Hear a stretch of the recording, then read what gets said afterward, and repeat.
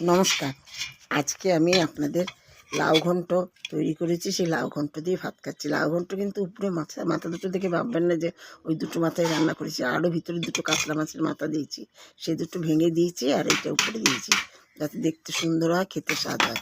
গরম ভাত নিলাম, লাউ ঘন্টের একটা মাছের মাথা নিলাম, আর তো দুটো গলিয়ে দিয়েছি, একটা মাছের মাথা নিলাম, আর এই তরকারি নিচ্ছি। তরকারি নিয়ে দেখছেন তো কাটা কত রকম রয়েছে, অনেক কাটা দিয়ে। যাই হোক, খেতে খুবই সুন্দর হবে। গরম লাউ ঘন্ট বেশি করে করেছি, এই দিয়েই খাওয়া হয়ে যাবে। আর বেশি তো খাওয়ার মতন নয়, অল্প করে খেলে খাই। এই তো খাচ্ছি, খেতে খুব সুন্দর হয়েছে, স্বাদ হয়েছে, খুব স্বাদ হয়েছে। কারণ কাতলা মাছের মাথার তেল প্রচুর আছে, সেই বড় বড় দুটো কাতলা মাছের মাথার তেল দেওয়া রয়েছে, তারপরে মাথা রয়েছে, তারপরে দুটো রুই মাছ দুটো দেওয়া রয়েছে, ভেঙে দিইনি।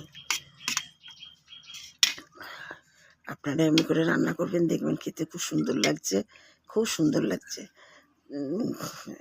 যদি ভালো লাগে তাহলে লাইক করবেন, শেয়ার করবেন, সাবস্ক্রাইব করবেন। আপনারা না লাইক করছেন, না শেয়ার করছেন, না সাবস্ক্রাইব করছেন।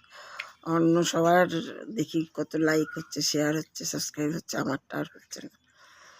যাজ্ঞা, সেটা আপনাদের ব্যাপার। আপনারা যদি খেয়ে পছন্দ করেন, তাহলে লাউ ঘন্ট রান্না করে খেয়ে পছন্দ করেন, তাহলে লাইক করবেন, শেয়ার করবেন, সাবস্ক্রাইব করবেন। নমস্কার।